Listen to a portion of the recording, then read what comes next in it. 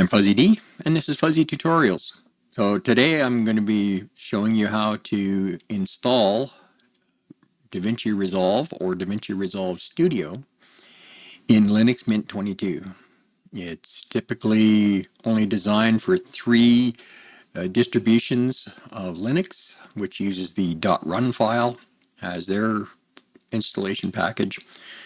So I'll show you today how to convert that to a Debian package that you can then install in Linux Mint 22 or pretty much any other modern Debian. All right, let's get started.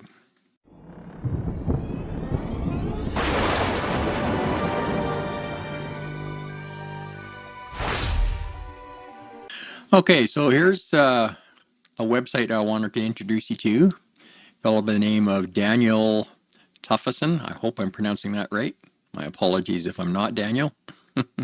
He's made this really nice tool that will take a Davinci Resolve install file with the .run extension and turn it into a Debian package that you can then install in Debian, or in this specific case, Linux Mint 22, which is the latest major release.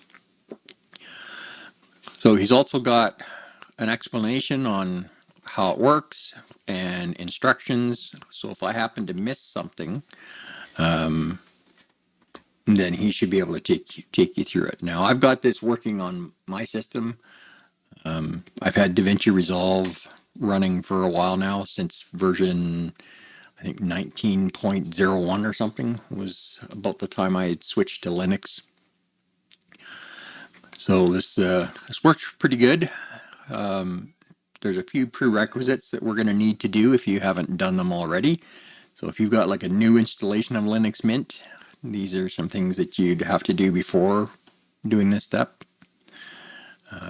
Otherwise, you could just follow the last part of the steps. So I'll put some chapter time codes in here so you can skip to the part about doing the conversion if you've already got these other things installed. Here I've got my working directory that I do all this in.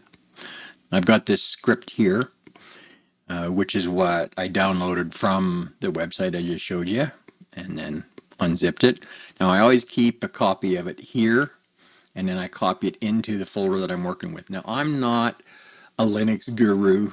I'm just a Windows guy who decided to move to Linux. Consequently, the methods that I'm going to show you aren't necessarily the best methods, but they worked for me. I know I had a bit of a struggle figuring out how to be able to get Davinci Resolve installed on Linux Mint. I knew it was possible because I'd been watching some videos from Jay Christina where he was talking about his switch from Windows 11 to Linux Mint, and he runs Davinci. So I knew it had to be possible. So I did a ton of research and I slowly got it figured out. And not working great now that I've got the process kind of down pat. I'm not going to take you through all the steps. I'm going to make some assumptions that if you're looking to install Davinci Resolve, on Linux, you probably already used it in the past and you know how to go to Blackmagic's site and download your files. So once you've got the file downloaded, then you need to unzip it. And when you unzip it, then you'll get this run package along with some other files. So what I do is I'll unzip that, and then I'll take that file, and like when I unzip it, it'll unzip it into this folder. So those files get copied in there. The installation instructions, these come from Daniel, and this is his app, or I keep saying app, it's a script. And this is the raw run file. Now I've already done this process and installed it, so this is the file that it produces at the end of this process. So once you've got this downloaded and unzipped, put a copy in this folder as your working folder, and if you need the instructions, you can put a copy of that there, and then you're going to have this file here. Now, before we get started with doing the actual conversion, I'm just going to quickly run through some of the commands that you're going to need to do. So one thing I would recommend, if you're fairly new to Linux Mint, if you haven't already done it, then you need to set up and use a program called TimeShift. Now, if you're not new to Linux, you already know what that is, and I don't need to explain it to you. But basically, it's a way to back up your system, take snapshots. So I would recommend doing a backup of your system before doing any of this. I don't know how many times I borked my system when I was first learning Linux Mint and learning how to get all this stuff working. Luckily, after I did this to myself once, and that was the next thing I did was get TimeShift set up and running. So make sure you do that. Here I've got my Linux cheat sheet. I don't think anyone has all the commands memorized that they use on a daily basis. So this is something that I started doing pretty shortly after getting into Linux Mint, was to set up my own cheat sheet. So I've got the instructions here. So I'm going to hit Control-Alt-T, which should bring up a terminal window. Hopefully you can read that okay. The first thing I'm going to take you through is, if you have not already been using things like Davinci or OBS, stuff like that, there's some things that you're going to need to install. First thing you're going to want to do is update your packages. You would use this command here. So you would update your package list. So we can do that. This is the results. And basically what it's doing is this, just refreshing all the packages. Now the next thing that you're going to want to do is you need to install FFmpeg if you haven't already done it. And the reason we did this refresh is so that you'll have the latest version that gets installed. So once again, we'll paste our command in here. Now I'm not going to do this because I've already done it, but this is the command to install FFmpeg.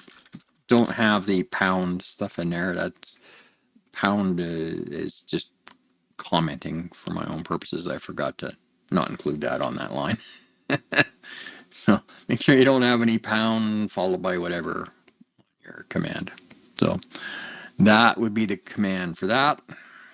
Now the next thing you're going to want to install is the ability to be able to have Davinci render your projects in H.264 or H.265. On the Linux version of Davinci, it does not come with that. It also does not come with the ability to use AAC audio format.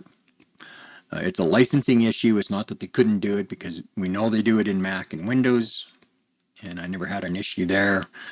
But here, you have to do something a little different. So I'm going to show you how that works once I finish taking you through the install process.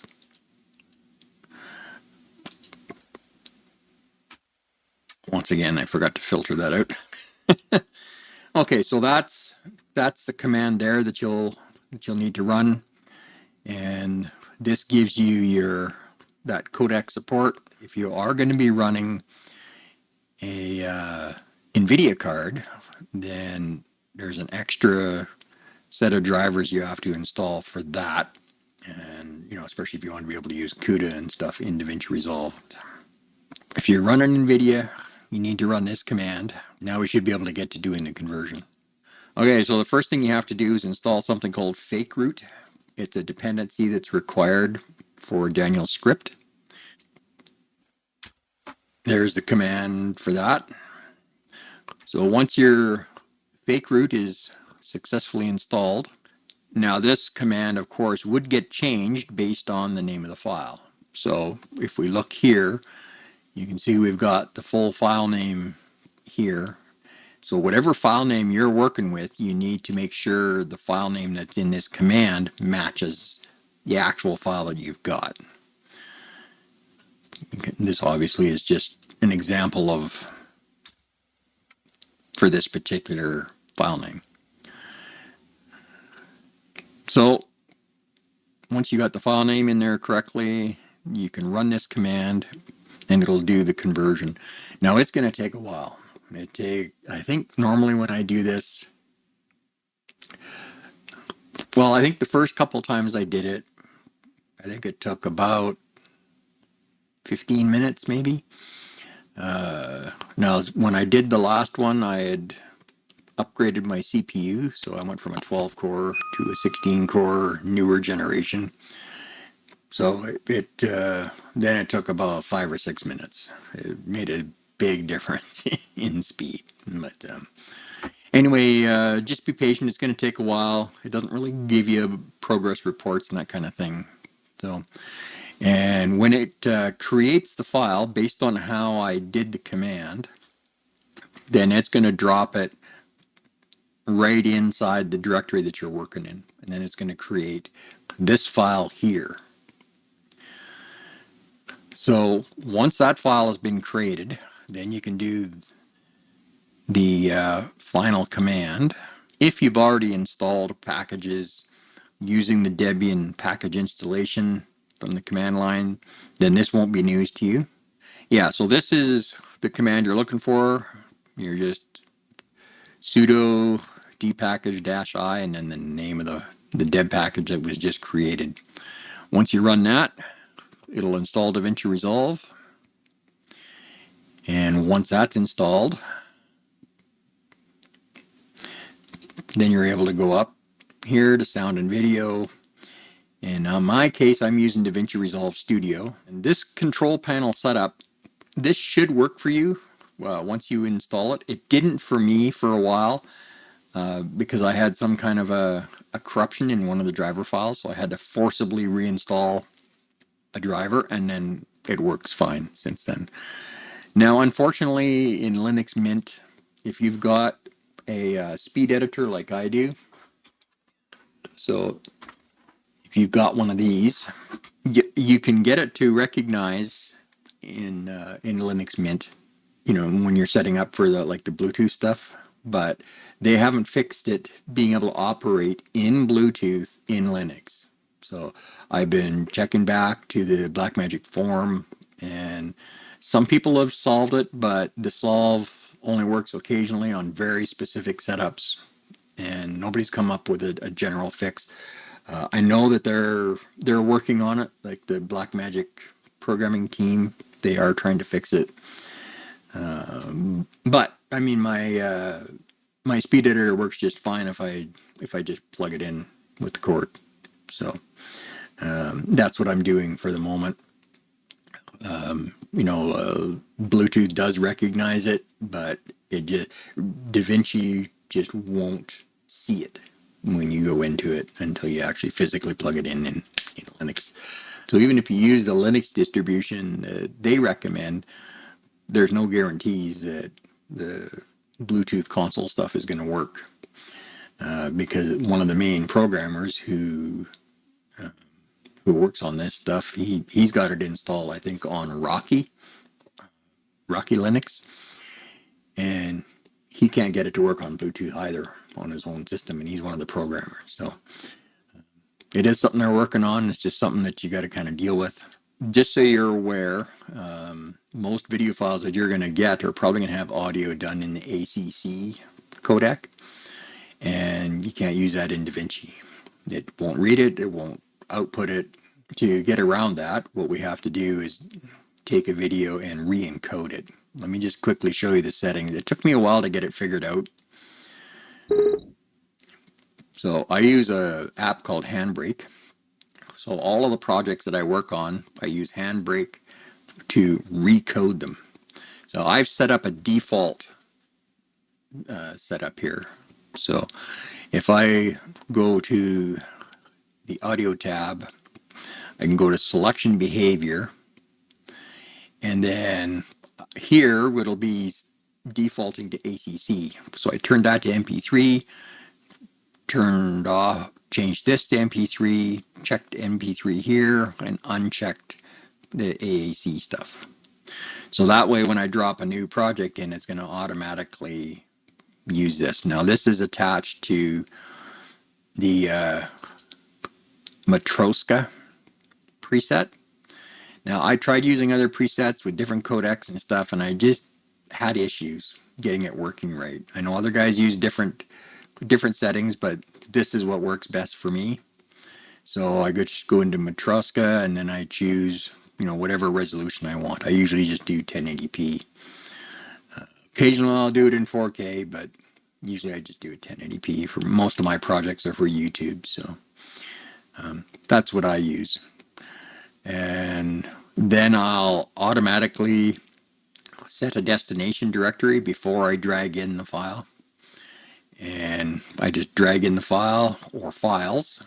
And if I've grabbed a few of them, I use this to add them all to the queue. You pop down this little list and you can choose add some or add all. And then I go ahead and process the queue. And then I can bring those files into Davinci Resolve. So I'll fire up Davinci here real quick just so you can see it actually is working. The one thing I find about Davinci Resolve on Linux on the same hardware is how much faster it loads. You just saw how fast that loaded up. If you've experienced it in Windows 11, you know there's a huge difference in speed. And scrubbing through the timeline and all of that, it's just so much faster.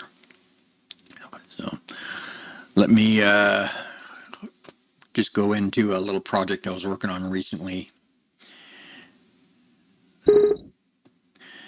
Now this little flash of stuff, just give it a little time and then it comes back up full screen. Yeah, I've got some green screen stuff in here, you know, got to do all the same stuff I used to before. It's just everything runs faster and smoother.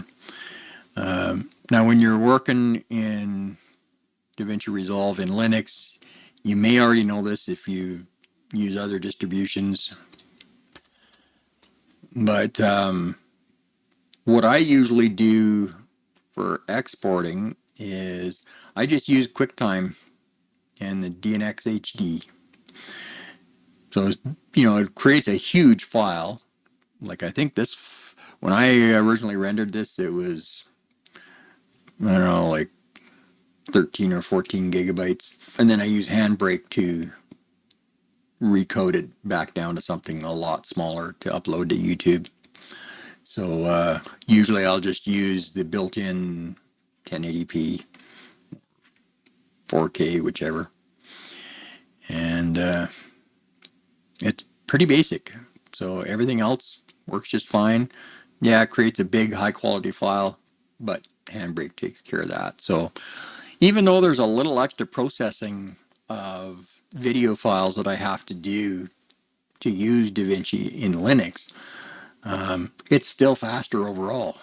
So even though I have to spend time with Handbrake on both ends, right, to recode the file, to edit them, and then to compress the file down when I render, even with that, it's still faster. It's a much faster workflow than dealing with all the issues I was having in Windows 11. And before that, I was having a lot of issues in Windows 10, which is what forced me to upgrade to Windows 11. And then things were just getting so bad that I decided if I got to redo my system anyway, it's time to make the move to Linux. I've been threatening to do this for years. So, yeah. So this isn't a tutorial on how to use Davinci Resolve. I may do some of those in the future for Linux users. There is one other little thing that I didn't mention. If any of you know about how to fix this, please let me know, because it's annoying as all heck. In Davinci Resolve, I can no longer use the Alt key by itself for something. So I used to be able to like click on an item, hold the Alt key down, drag it, and it would make a copy of it. You duplicate it. You can't do that anymore in Davinci Resolve under Linux. You have to copy paste.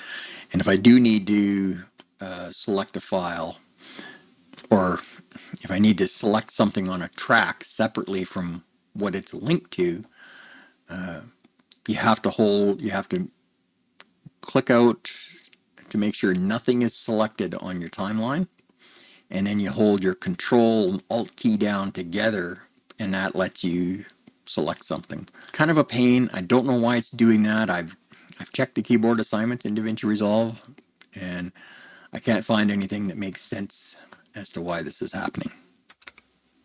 Unfortunately, there are a couple things that I'm still working on to fix. One is that Alt key issue.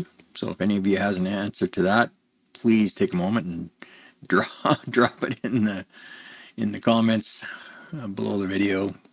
And if you have any questions, I'll do my best to answer them. I'm not a Linux guru. I've only been using modern Linux with a desktop environment for like a couple of months. I used to use Linux, 25 years ago, but it was in a server context. So I didn't use the desktop. I was doing web page hosting and web page design and online databases and that kind of thing with some partners. We had a company.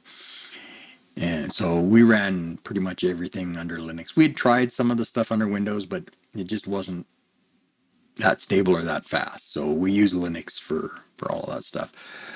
But that was a long time ago. And, it's basically, for me, it's basically like starting over. So it's a huge, steep learning curve, but to me, it's well worth it. You probably realize that I'm using OBS to record this, and that's actually going to be my next tutorial. If you feel we've earned it, please take a moment to like and subscribe and hit that notification bell so you'll be sure to catch our next videos coming out. Thanks for hanging out today, and we'll see you on the next video, folks.